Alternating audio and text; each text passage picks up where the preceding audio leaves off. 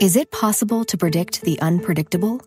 Could surgeons use a patient's own anatomy to create 3D printed life-size organ models to map out challenges ahead of time, making surgery more precise, efficient, and less invasive? Is it possible? It already is, because every day we're doing what's never been done. Learn more at mayoclinic.org/possible. Mayo Clinic.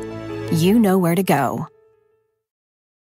When it comes to quality sleep, Ashley has you covered with top mattress brands at winning prices and with special financing options available.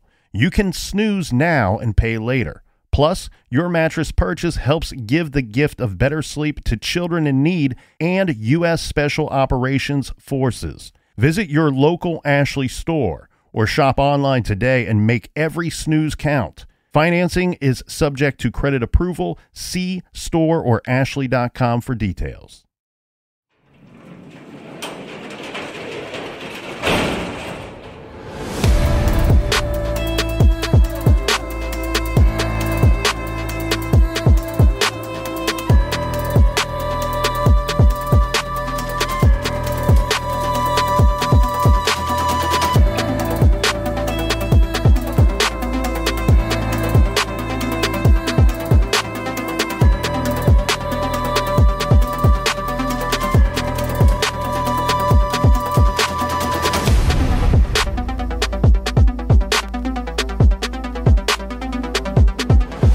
Welcome to True Crime Garage. Wherever you are, whatever you are doing, thanks for listening. I'm your host, Nick, and with me, as always, is a man that would like to point out that when the going gets tough, he's not always sure what you should do. Here's the captain. Well, howdy doody to you.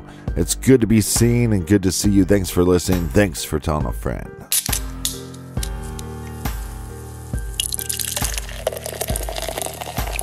We are very happy to still have a little chocolate chip honey dip left in the garage fridge. This is an Imperial Stout from Able Baker Brewery, loaded with flavor, chocolate, vanilla, and you guessed it, honey. Also 10% ABV, so drink this one at home, in your garage, or get a lift.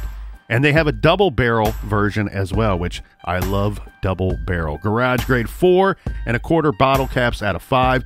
And let's give some praise and thanks to our good friends that helped us out with this week's show. First up, cheers to Joshua in Media, Pennsylvania. Joshua. And a big shout out to Carrie in Frederick, Maryland. Next up, a long distance cheers to Stephanie in Edinburgh, UK. And a big we like your jib to Than in Rathdrum, Idaho. And here's a cheers to Jake L in Parts Unknown. And last but certainly not least, we have a shout out to our friends working and listening at Center Caps Direct down in Texas. Everybody we just mentioned, well, they went to truecrimegarage.com and helped us out with this week's beer fund, and for that, we thank you. Yeah. BWERR, you win, beer run. Oh, by the way, don't be a douche burger. Don't be a douche canoe. Don't be a douche fries. Don't. Look, sign up today for our bonus show. And I'll know if you signed up or not.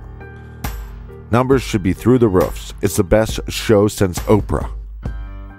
They say it's the Jerry Cantrell of podcast. They say it's the Kramer to the Seinfeld.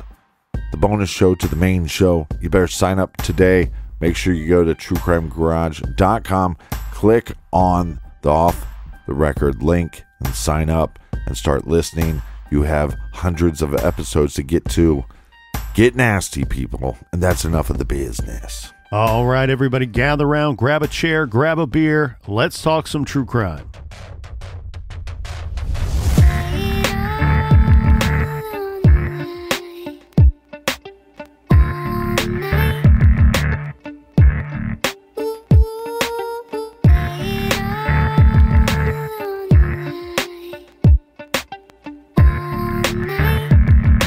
Captain, we are here on part 2 of what we are calling our Las Vegas crime stories. And why would we be covering multiple crime stories from Sin City, Las Vegas? Well, of course, that's because we are attending Crime Con 2022.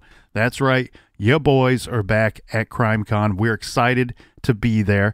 And in the past, we've done this. Last year we were in Austin, Texas for Crime Con, and we did a bad day in Austin leading up to that week. We want to give you something good to listen to on your travels there and on your travels back. And just to let you know, a bad day in Austin isn't about food poisoning. No, it's about two real-life true crime cases, some crazy stuff that went down all in one day in Austin.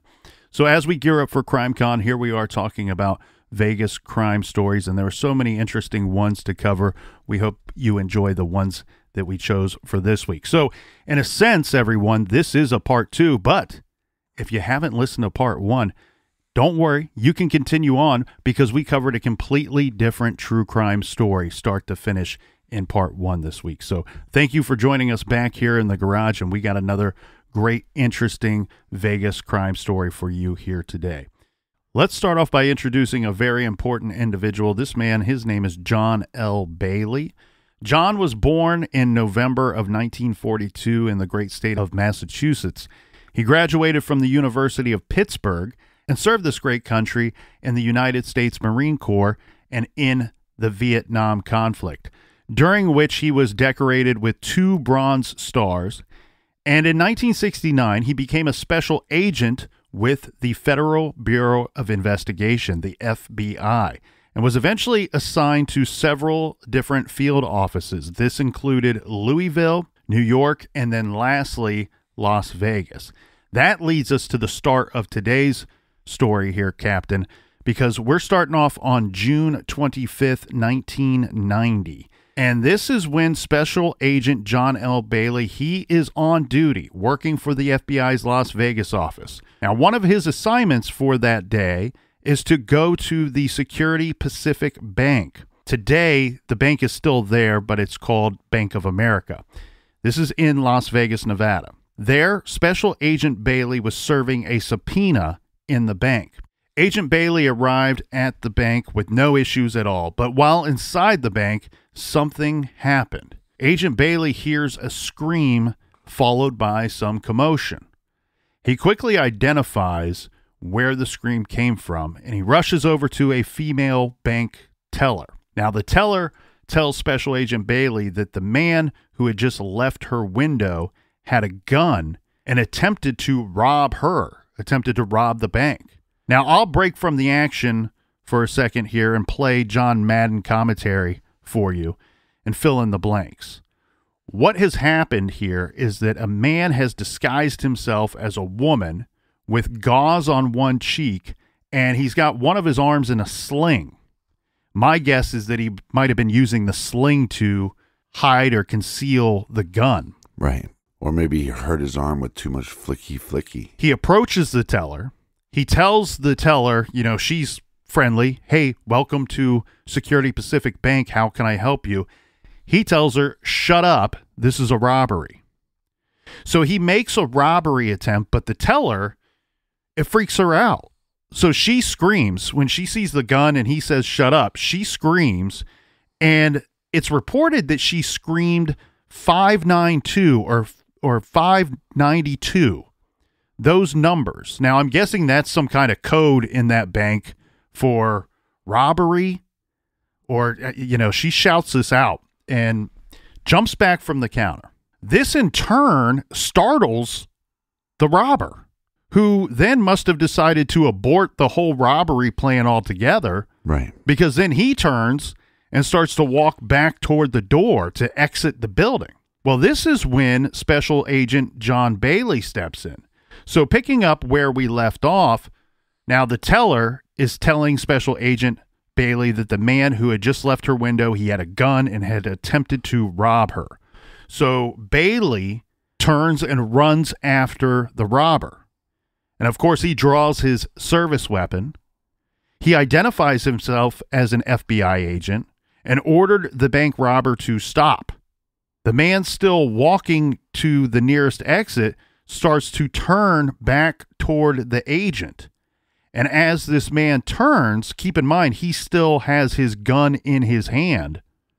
Reacting to seeing the gun, Special Agent Bailey fired off one shot, which does not hit our robber. It hits the door that he was attempting to leave from, which, as most of us know, a lot of these doors in these banks are glass. So he hits this door and the glass shatters. Well, this scares the would-be robber enough to the point where he is now going to listen to the agent, and he does drop his gun. Well, let's back up just a little bit, because I do have some experience of being a banker and working in that industry for quite a while. So let's go over some protocol. Okay. When you are a teller, and look, I worked many years and sometimes as a roaming teller. So you have a home location, but then there's multiple locations when they are short-staffed. Then you have to go over and work. And one of the things that tellers talk a lot about is, have you been robbed?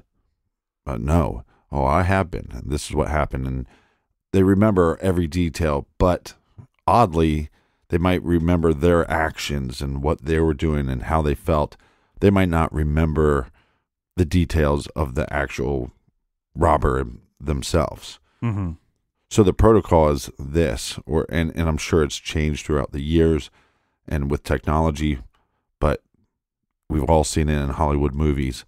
There's a silent alarm that you hit, and that alarm then will let your security, if you have security, know, but it also could send an alarm to police. It also sends alarms to other employees at the bank.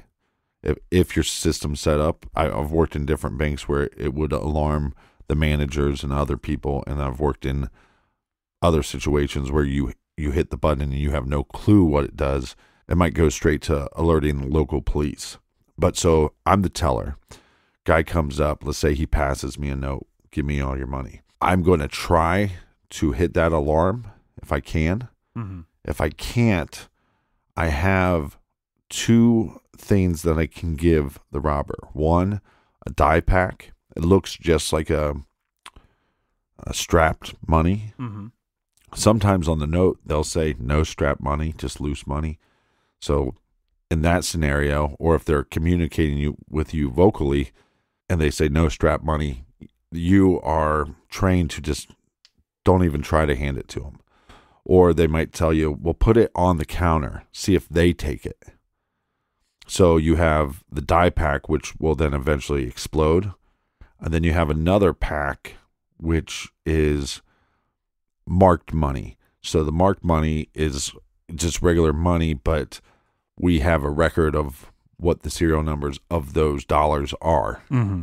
So if you can get to the silent alarm, if you can give them the die pack, or if you could give them what they call the bait money.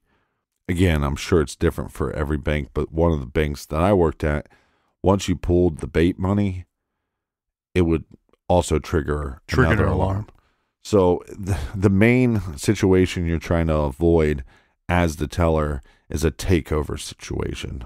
You want the robber in and out as fast as you can, and you want to avoid a situation like the movie Point Break, for example. That's a terrifying takeover situation. Multiple men, multiple guns, and they're violent and willing to shoot and willing to fire and yelling and screaming at the employees as well as the customers of the bank as well. Yeah, and also people might be familiar with the movie The Town, which I think is a brilliant movie. Brilliant. A takeover in the sense of a robber or multiple robbers getting behind the line. You want to keep the desk or the whatever console you're behind in between you two, and you want to just get them whatever they want. That's why a lot of these bank robbers will say, well, if you don't go after a bunch of money, you're going to get a bunch of stuff real quick and then get out of there. But a lot of people would think that the number is high, but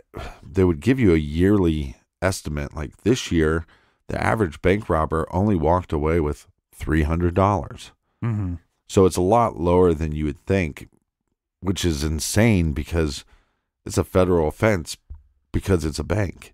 Mm-hmm. You'd be smarter as a criminal to go rob a business. We've learned that from doing True Crime Garage when we cover these cases where a business is robbed. It's thousands of dollars usually that they're leaving with a business. Yeah, and so we had a scenario, and it also weirdly happens where there's not that many customers in the bank. And I don't know if that's something that bank robbers are looking for, or maybe there's too many people in the bank, so then they get scared, because you would have to deal with, like in this situation, off-duty police officer or on-duty police officer. But I remember a case where there was 2 people in line. There was a lady and there was a man, and there was just 2 tellers out. I was on the far left side. The other teller was on the far right side. There was multiple workstations in between us. And the lady finished, and I noticed that the teller to the right of me was kind of busy. So I motioned the guy, come forward. And I just knew, like, I just had this feeling there's something off about this guy. And so I ducked down because I had a bunch of coin that I needed to put in my station's little tiny vault and lock the door. And I did that, and he decided to not go to me because, again, I'm 6'3". My colleague was 5'4", maybe. He was a pretty small guy.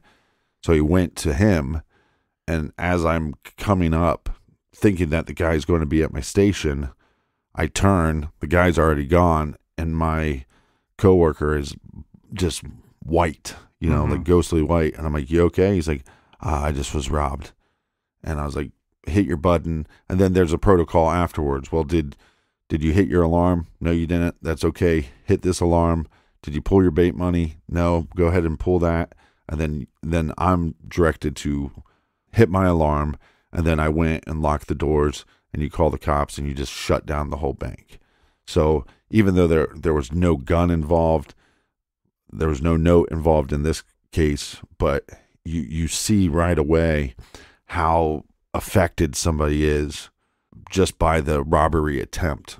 Yeah, and even without the presence of a firearm, you as a person and you're being robbed, you never, the idea that there could be a firearm on this person does not leave your mind. Right. And so, and just to kind of point something out here, Captain, you pointed out your height, but I'm also thinking, yeah, no kidding. He went to the smaller teller, because if this individual is not armed and just wants to hand a note and the captain's having a bad day, well, you got quite the wingspan too, my friend. You could grab this guy and just hold him to the counter until the authorities get there.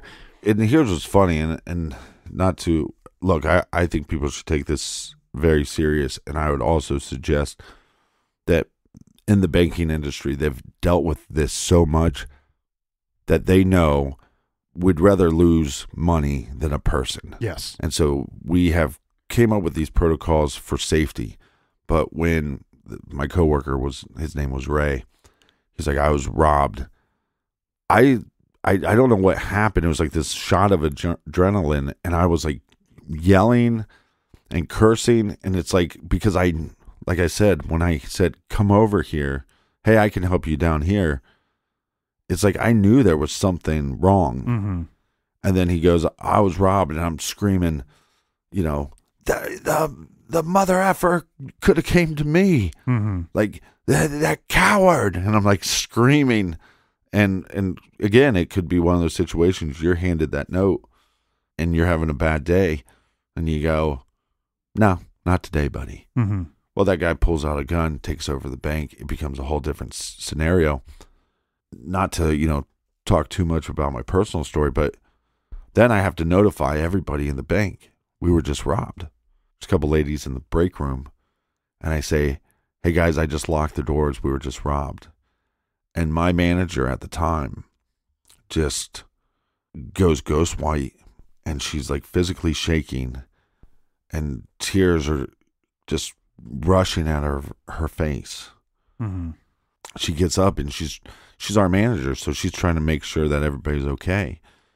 And I noticed that there's something wrong with her, and I'm like, Heather, it's okay. We were, the guy just got a couple bucks. We locked the door. Ray's fine. And then I found out that she actually was a part of a takeover, mm-hmm. Up in, I don't know if you remember this, in Westerville. And one of the security guards, which was off-duty cop, she was laying on the ground, and he was in a room, and he was trying to come out I think he had his gun drawn and everything, was going to try to come out onto the people robbing the bank, and they shot him, and he fell and like right by her, and he ended up dying. And it was a big case in Ohio, and I didn't know that she was a part of that, but she was, I mean, she was a mess. I mean, you could just see, PTSD happening in front of your face. You could see what trauma does to an individual, which then took our seeming to be not such a serious, life-threatening situation, and it became way more intense. And it's probably the reason why I remember every little step that happened for the next hour. Well, it's real interesting to me, too, the way that these agencies will work on these types of crimes and different crimes, but in reference to bank robberies. The FBI for years, and probably still do, had a squad that was back in the 70s, was referred to as the crime prevention. Back in the 70s and 80s was referred to as the crime prevention and reactionary squad. And in fact, John Douglas, friend of our show, he served in that reactionary squad before this whole profiling thing came about with the behavioral science unit.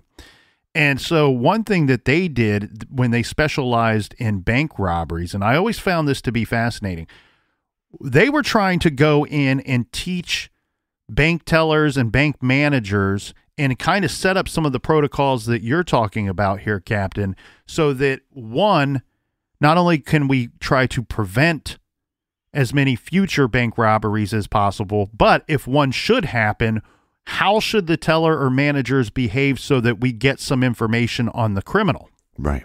And one thing that I found fascinating was he was saying the first thing that they noticed that was wrong in most of the bank robberies, most of these bank robberies go down just like you said. The person robbing the bank, much different than our Las Vegas situation, hands a note instead of saying, hey, shut up, this is a robbery. Hands a note. They want it to be kind of on the DL, be very quiet. They want to get that money and they want to get out of there and hopefully not have to pull a gun in the process. But the very first thing that they noticed that would be to the FBI's advantage, who would later investigate the bank robbery, was that the teller just out of natural instinct almost always gave the note back to the robber along with the money. Yeah, not to cut you off, but that's again one of the protocols. If the robber then comes in and hands you a note, you are to take that note. Yes. Just as you would a deposit. And so what they were teaching, the FBI was actively teaching banks, specifically banks in certain regions where there was a high trend of bank robberies going on. The first thing that they taught them was, at the very least, drop the note on the floor in front of you, behind the counter. Right. Do not give it back to the robber, because at the very least we can get a handwriting sample, or maybe there'll be something on that piece of paper that will help us to later identify this person or where they came from. All very interesting stuff. I imagine with your protocols that you had, there was no, and I can't imagine that this being a protocol anywhere all of these years later, but in 1990, I can only assume her screaming 592 was some kind of code for the bank, which you wouldn't want to do that, because I would believe that screaming something like that, and I'm not faulting this teller. Right. She's simply reacting to a very stressful and surprising situation, but yelling something like that could very quickly lead to maybe even a hostage situation. I don't know if we were directed during training of where to put the note, but we had two drawers, our top money drawer, and then we had our secondary drawer. And we were then instructed, if you get a note, put it in the secondary drawer and just shut it. You don't have to lock it. But it was a lot about, trying to remain calm. And look, the banking industry is high turnover. You work with somebody for a couple months and they're gone, especially at the lower level positions. But one thing that I can applaud them for is, did Ray make all the best decisions? Did he give the note back? If you made mistakes or you did things differently than your training during that situation, nobody faulted you. Right. It was a lot of compassion to go, hey, you went through this. And every now and then there'd be some jerk, have you ever been robbed? Oh, yeah, I was robbed. It was terrifying. Well, was there a gun? No, it was just a note. Well, you're a sissy, or you're this, or yeah. You don't want to stick around to find out if there is a gun. Yeah, and it's like that's my argument. Anytime there was some douchebag going, oh yeah, man, well I would have jumped over the counter and karate kicked the guy in the face. It's not your money, dude. If they're crazy enough to come in knowing that it's a federal charge, you don't know what their intent is. Is their intent to get $1,000? Is their intent for you to open up the drawer and then they pull out a gun? Are in this moment, are they going to go from, well, I wanted $1,000, but now I think I could get more? Well, and I imagine the overall general idea is, and unfortunately it's not going to work out that way in today's true crime story, but I would imagine the general idea is give them the bait money and get them out of there as soon as possible. Hopefully they just take what you give them, turn around, and they leave. And then we don't end up with the situation where someone gets hurt. Unfortunately, in our case here today, Captain, that will not be the situation. We have Agent Bailey, who identifies himself to the fleeing robber as an FBI agent. He's got his service gun drawn, pointed toward this man who's trying to flee the exit. The robber turns and looks at him, and when that happens, the agent identifies the gun in his hand. He fires off a shot. The agent fires off a shot, which then goes through the glass door, scares the robber enough that he drops his gun. So Agent Bailey grabs the robber. Now he's holding him up against a wall. As you can kind of picture when these cops, arrest somebody on TV, they put him up against the wall and we look like we're about to cuff this guy. Okay, so now as it would appear, we have everything under control. We had all this commotion. Now we have everything under control. Guy attempts to rob a bank, and as luck would have it for him, an FBI agent just so happens to be in the bank. Mind you, this bank had none of its own security at the bank. So it is time for this guy to be taken into custody. Now, acting swiftly, Special Agent Bailey, he frisks the robber, and he has him sit down in a chair so he can kind of control him.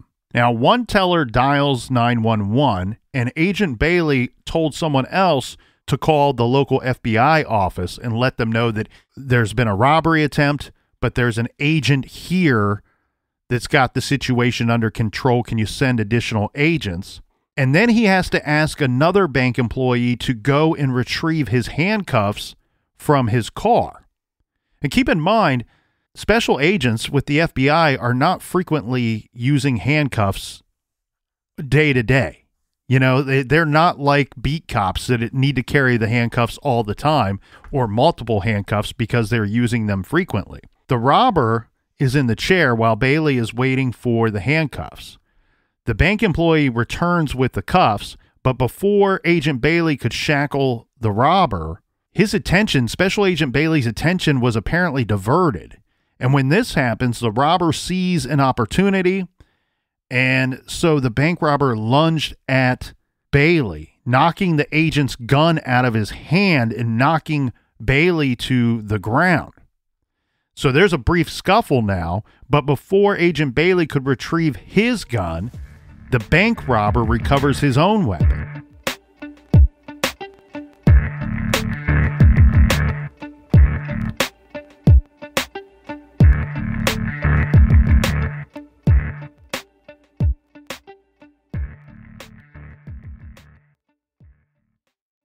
This show is sponsored by BetterHelp. Do you look forward to the holidays? Maybe you struggle with seasonal blues. This time of year can be a lot, and it's natural to feel some sadness or even anxiety about it. But adding something new and positive to your life can counteract some of those feelings. Therapy can be a bright spot, something to look forward to make you feel grounded, and to give you the tools to manage everything going on. If you're thinking of starting therapy, give BetterHelp a try. It's entirely online, designed to be convenient, flexible, and suited to your schedule. Just fill out a brief questionnaire to get matched with a licensed therapist, and switch therapists at any time for no additional charge. Find your bright spot this season with BetterHelp. Visit BetterHelp.com/garage today to get 10% off your first month. That's BetterHelp, HELP.com/garage. Is it possible to predict the unpredictable? Could surgeons use a patient's own anatomy to create 3D printed life-size organ models to map out challenges ahead of time, making surgery more precise, efficient, and less invasive? Is it possible? It already is, because every day we're doing what's never been done. Learn more at mayoclinic.org/possible. Mayo Clinic. You know where to go. Rosetta Stone is the language learning program with a lasting impact. I've been using their app to learn French, and it's not just about memorizing words, but actually having real conversations. And it's not just French. They offer 25 languages. Right now, Rosetta Stone has an awesome holiday deal, 50% off their lifetime membership. Every language, unlimited access forever. For anyone keen on diving deep into a new language, check out rosettastone.com. It's a game changer.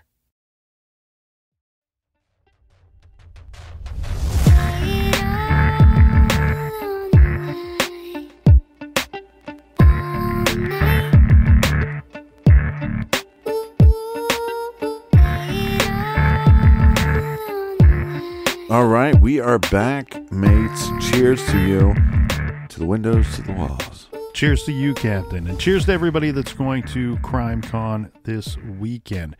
So where we left off here, we have Agent Bailey, who's trying to apprehend this individual that tried to rob the Security Pacific Bank. And instead, before he could shackle this individual, we have a scuffle that breaks out. The robber sees an opportunity, knocks Bailey to the ground, and then before Bailey can recover his weapon, well, the bank robber recovered his own weapon. Now with gun in hand, the robber takes a couple steps toward Agent Bailey and fires off a shot. Then another step toward the agent and then fires off several more shots. Meanwhile, remember 911 has already been called by this point. This was done right after the robbery attempt. So right as the robber was attempting to flee and Bailey was in pursuit of him, 911 is called. So now the teller has to dramatically change the information that she is providing to the emergency dispatcher because unfortunately, this whole situation went from apprehending the robbery to way out of control very, very quickly. The teller is saying to the 911 dispatcher, quote, "The suspect is firing shots." The teller told the emergency dispatcher, quote, "Yes, he has shot the FBI agent. The FBI agent has been shot," end quote. I mean, absolute chaos. But again, remind the listeners what this individual looks like. Yes, remember the robber has disguised himself as a woman, dressed as a woman, an injured woman with the gauze on the face and an arm in the sling. And of course, after this scuffle breaks out, I'm sure that the arm is no longer in a sling here. But in all, the robber unfortunately managed to shoot Special Agent Bailey 3 times, a total of 3 times. Well, not wanting to stick around, the robber runs out of the building and then is seen running to a blue Firebird. Now, not only did this guy show up armed to the bank that day and in a disguise, he had a getaway car and driver waiting for him outside of the bank. So the robber jumps into this blue Firebird in the passenger side, and the driver steps on the gas and away they go.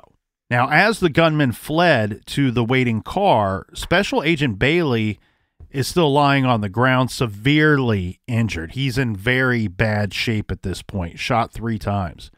A short time later, Bailey was transported to a hospital where he had succumbed to the 3 gunshot wounds. Unfortunately, Agent Bailey passed away on that day in 1990. Now, this man thought he was going to be walking out of the bank with a big bag of cash, right? The robber thought he would have a successful robbery. At this point in his day, had everything gone as planned, he thought he would be sitting somewhere celebrating, probably having a drink or two, dividing up the cash with his getaway guy. Right. Instead, he's got nothing except a pissed off driver. Well, and a murder charge. Yes. Now he's responsible for killing a federal agent. Yeah, but let's go back to before the conflict. Robber comes up. She yells, what, 592? Correct. Scares the guy. He takes off. If there is no shot, if there's no confronting this individual, there is no murder. Right. That's one of those things about this case that's just haunting to me. How, we talk about this all the time, how life can change on a dime, especially in these true crime cases. The weird scenario of two things. One, we would later learn that they cased this joint, and you'll see once we start going through some of this evidence that is obvious. But they cased the joint, and this robber, whoever he is, he picked this bank and decided to go forward with the plan because they had no security. They didn't have armed officers or security guards there at the bank. So that was one of the reasons for choosing this bank. Who would have thought? Agent Bailey never would have thought this. The bank robber never would have thought this. Anybody in the bank that day never would have thought this, that on the same day, at the same moment, two individuals that probably decided that they had to be at this bank on this day for completely different reasons days earlier, right? The agent knows he has to serve a subpoena. At some point, this robber decides, yes, this is the bank for me to go do the job. Who would have thought that two people from very different walks of life would be walking into that same bank roughly the same time and be in the same four walls, both armed to carry out completely different missions? And right. Both lives have changed in a matter of just seconds to minutes here in this case. One life taken way too early, and now another man who is on the run. And you're right, Captain. It's one of those things that is just so damn haunting and really sad, too, to sit back and think about it and look back on it, because hindsight is always 20/20. That's what they tell us. And I guarantee you, if you could ask Special Agent Bailey, if you could ask the robber, if you could ask anybody that was there that day, if we would have just done nothing or done something different, we would probably be looking at a completely different outcome. Well, and that's one of the reasons why the banks release these statistics. Oh, you come into the bank and you rob us, you're walking away with the average of a couple $100. So is that even worth putting yourself into this situation? And that's why a lot of these banks, they used to have armed guards, and they realized that sometimes that escalates situations instead of de-escalating them. And then you see now a lot of situations where banks won't have armed guards on staff. Well, and I want to be perfectly clear here, too. I'm blaming 0% of this situation on Special Agent Bailey. This man took an oath to protect and serve, and he certainly did that right. day. He died a hero, and this is a man that served our great country, 2 Bronze Stars.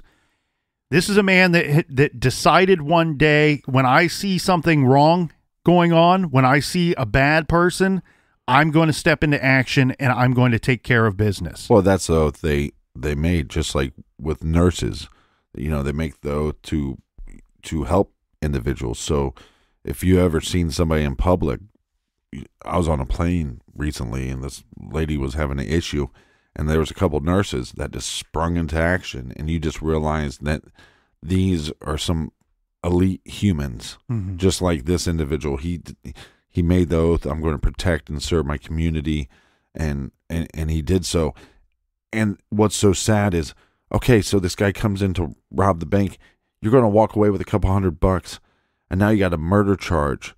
Is it worth the greed? All of the blame lies on the side of the bad guys, of the robbers, because had this not taken place at all, none of this would have come about. So not blaming Agent Bailey. And in fact, the thing is, with a lot of our good women and men that protect and serve this country in the military, you ask them to do a job that most people cannot do.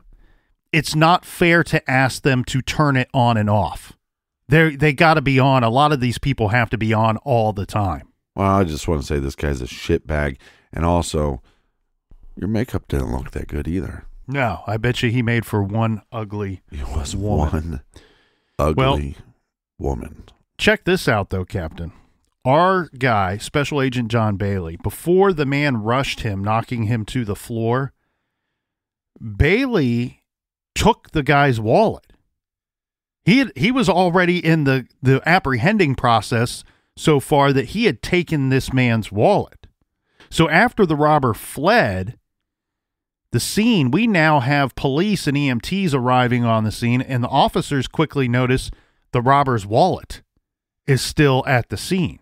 A police officer who arrived at the crime scene shortly after the robber fled discovered a motorcycle parked in the handicapped parking space just outside of the Security Pacific Bank. An investigation of the vehicle identification number, or the VIN, on the motorcycle revealed that a man named Jose Echeverria was the owner of that motorcycle. Now, a quick check with the DMV or BMV or whoever you are and wherever you're from, whatever they call it there, disclosed that the license plate attached to that motorcycle in the handicap spot belonged to another vehicle. It was not a license plate that was to go on that motorcycle. Someone had switched the plate, but we know who the motorcycle belongs to because we have the VIN, but the rightful owner of the license plate found on the motorcycle was identified as a one Carlos Alfredo Gurry.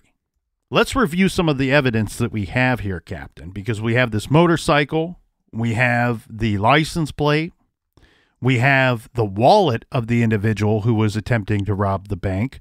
We also have the grainy surveillance camera video, the footage that captured the desperate fight between the agent and the robber. And we also have the 911 call, which was recorded, which was the teller explaining what was going on shortly after the robbery attempt and through the scuffle and the shots itself. Unfortunately, you can even hear faintly in the background some of the shots while the operator is on the phone with this teller. If you had this information and it was just a robbery, I mean, they'd obviously take it pretty serious, but you have an officer dead. This becomes very serious. So where are they going to take this information and what are they going to do with it? You're exactly right, Captain. This is an all hands on deck type of situation. We got everybody at the Las Vegas branch of the FBI that is going to want to find both of these individuals, arrest and convict them. And look, that spreads throughout this entire country. That's a federal agency. And then you have local PD. This ends up being a very big case very quickly, a very big investigation. And luckily for the investigation itself, you've kind of been delivered your prime suspects' names on a silver platter. You got the motorcycle, you got the license plate, and you got some man's identification. So what they do is a quick check on both of these individuals, running their names through the system, Mr. Carlos and Mr. Jose, running their names through the system. They very quickly figure out that the two, of course, they know each other. I'm guessing that at one point they probably were concerned that maybe Jose had simply lifted a plate off of somebody else and put it on the motorcycle. But again, they know that somebody drove Jose away from the scene after the robbery attempt. They figure out that these two guys share an apartment together. And what I'm guessing happened here, Captain, is that you have...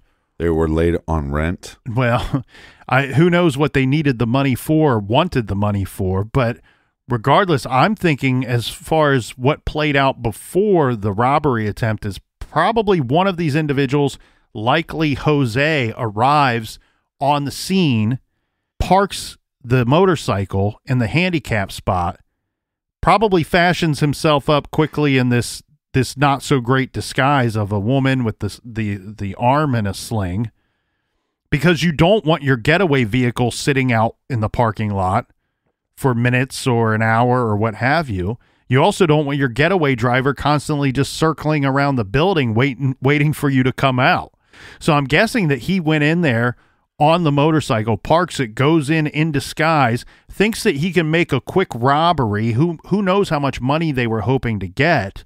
They probably have a designated time. Hey, at this time, this is when I'm going to be inside the bank. You need to be out front of the bank as quickly as possible, and I can flee and jump into that vehicle, and we can drive off into the sunset together, maybe retrieve the motorcycle later or leave it there altogether. Who knows? But, of course, we know that their plan didn't work out that way. And when they discovered that these two individuals lived together and shared an apartment together, there is a little bit of break in the action, right? They're not going to know immediately how to track down both of these individuals. It takes just, I'm imagining here, just hours, if not one day's turnaround time.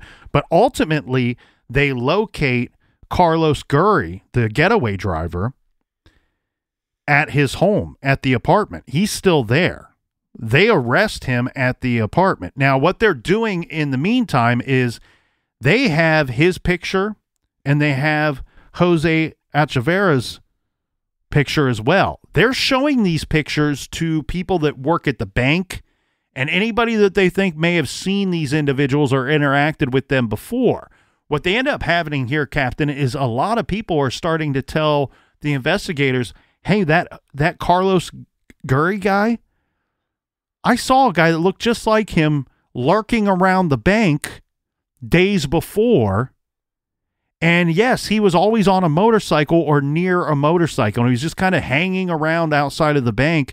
They figure out ultimately that he was casing the joint. My guess here, too, is that Jose Echeverria was probably casing the joint as well. We just don't have anybody saying that they saw Jose Echeverria there before the robbery. So they cased out this joint. And believe you me, it is not by accident, in my opinion, that they picked this bank because there was no armed guard. Now they're on the lookout for this Jose Echeverria. Well, on the 26th of June, they're going to get a phone call that they really wanted. Mm-hmm. And this is the Mexican authorities calling and saying, we got your guy. Jose Echeverria fled to Mexico, but was apprehended by Mexican authorities, and he was then taken to an airport and returned to the United States. Got him. Now, both men are going to be facing charges of first-degree murder.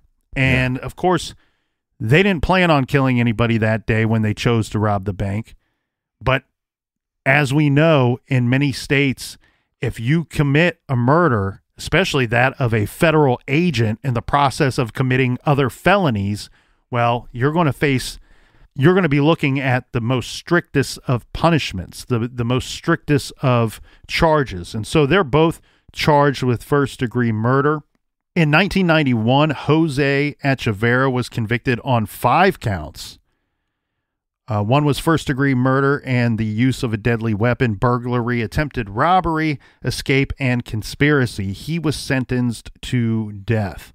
Carlos was also convicted of first-degree murder with the use of a deadly weapon, burglary, attempted robbery, and conspiracy, receiving a life sentence in prison with the possibility of parole. Now, both men appealed their convictions. Mm-hmm.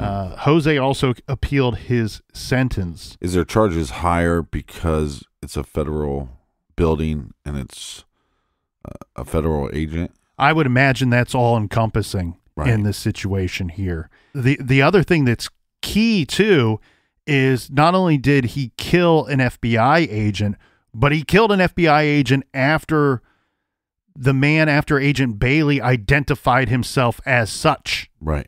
So the suspect knows that this is a federal agent, and with that comes a different set of charges and penalties.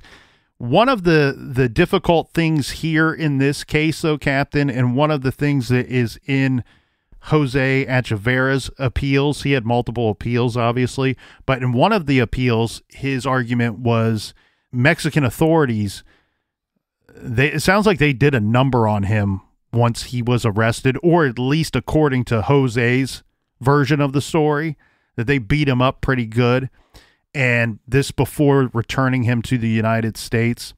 He says during the course of them beating him up and the torture or whatever they put him through, that's when he confessed to them. What's difficult here, though, is it doesn't appear that confession was really used in any way for the conviction of this individual. And I don't know how this would work. You know, a lot of this legal stuff is very tricky to kind of parse out and sift through. But the situation would be, even if he is telling the truth, he was assaulted by an agency outside of this country, not by any of our agencies that worked his case in Las Vegas or in the United States. My issue with a lot of these criminals is they want to be treated a certain way. They want to be pampered in such a way. Essentially, these horrible shit stains, they're animals. It's like you see on TV, there's a high-speed chase, and when the officers get the guy, they slam him on the ground just a little bit too hard. And people go, oh, look at that. That's police brutality. And you're like, this guy was driving hundreds of miles an hour in all these zones where if he would have hit a child. Yes. Or, I mean, it's like, and that's the frustration once they get their hands on one of these shit prisoners. It's like, they slammed him down a little bit too hard. They cuffed him a little too hard. They don't care that he's a little uncomfortable. It's criminal brutality for all the events that led up to being slammed on the ground. Exactly. It's the human indifference toward other potential loss of life or injury to your fellow man by the criminal as well that upsets me. It's just like what we talked about in yesterday's case. They put that bomb on top of a car in a public place. Anybody could have walked up and picked that thing up. It could have been someone that it was not intended for. And I'm not saying that I wanted it to hit anybody at all. Right. I'm just saying anybody, a child, could have walked over and picked that thing up. And that's the thing that I get upset about too here, Captain, is that these criminals, we see it time and time again. These guys set out on a mission to take an armed weapon, to be armed and go into a bank with a weapon and rob the place. For money. And in the process, one of them murdered a federal agent, and the other individual helped drive that person away from the scene. And so we have this time and time again where criminals will ask or expect a certain level of respect, expect a certain level of compassion, of human decency from the rest of us, from the general public, from all of the citizens of this great country and other great countries. When in turn, they would never give us any respect. They would never show us any compassion. They would never show us any human decency. And I'm a get what you give kind of person. You ain't getting that from me. Yeah, preach on, brother man. We also had a couple of situations take place that I think are interesting to this case and provide additional evidence against these two individuals. One was that blue Firebird was recovered. It was found abandoned along a highway. And they also figured out that at Jose Echeverria's request, another individual actually buried the two guns that were used in the robbery, the one that shot John L. Bailey. And those guns were later recovered. So we had some other individuals that faced some charges as well in this situation. We do have Agent Bailey, who he had a family. He had a wife and a family. His daughter is now grown. And what they did was they actually dedicated the Las Vegas F.B.I. building, which is located at Lake Mead and at Martin Luther King. This building was dedicated and named in memory of Special Agent John L. Bailey. That took place in August of 2007. And I know this is what we do. It's called True Crime Garage. I know we're going to talk about crimes every week. But it's aggravating. But yeah, I mean, it's like, just be better people. It's just, I was in the grocery store line the other day, and it's like they didn't have enough lines open, and this lady just started acting like a child. And I just thought, your daughter's here. Be better kinder humans. Patience truly is a virtue. Yeah, or you get up in the line and the lady in front of me is complaining to the cashier. And it's like, do you think the cashier wants a huge line? No. She looks miserable. She looks miserable because there's 20 people in her line and there's no backup coming. And you just go, why can't you be better people? Or like when you're driving down a 2-lane highway and you see a car coming into your lane because they're on their freaking phone. Like, can't we all just start being a little bit more mature, a little more aware of others, a little bit more compassionate? Like, you can spread kindness. I know that sounds maybe a little hippie, sappy, whatever you want to say, but you can spread kindness. You could spread kindness. You can spread love. Try to wake up every day and make this world a little bit better.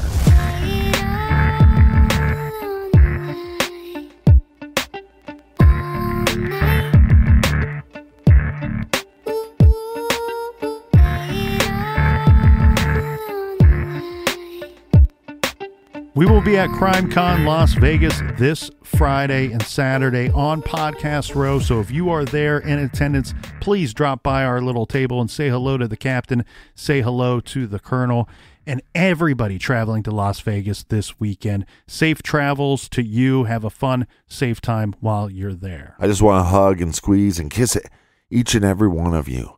Hold you tight to my bosom. Make me feel good. Like I'm filled up with a warm Campbell's soup. Colonel, do we have any recommended reading for the beautiful listener? Yes, we do, Captain. This week we are recommending a new book that's a great book. It's called The Girl I Never Knew by LaDonna Humphrey. And guess what? Little surprise here. The foreword was written by yours truly. So make sure you check out The Girl I Never Knew by LaDonna Humphrey, and that is available in paperback, and it's about the Melissa Witt case, still unsolved after all of these years. Did you have a ghostwriter? No. Did you use a computer or did you use a typewriter? I used a computer and a notepad if we really want to get you into heard it. it here first, folks. Yeah, right. Pen to paper and then fingers to keyboard. Yeah. Check out The Girl I Never Knew. You can find that great title and many more on our website at truecrimegarage.com on our recommended page. Yeah, so much stuff. Anything true crime that you want to check out. We got a great store page. We got the recommended reading. We got the links for Off the Record. So much stuff. Check it out. Until next week, be good, be kind, and don't litter.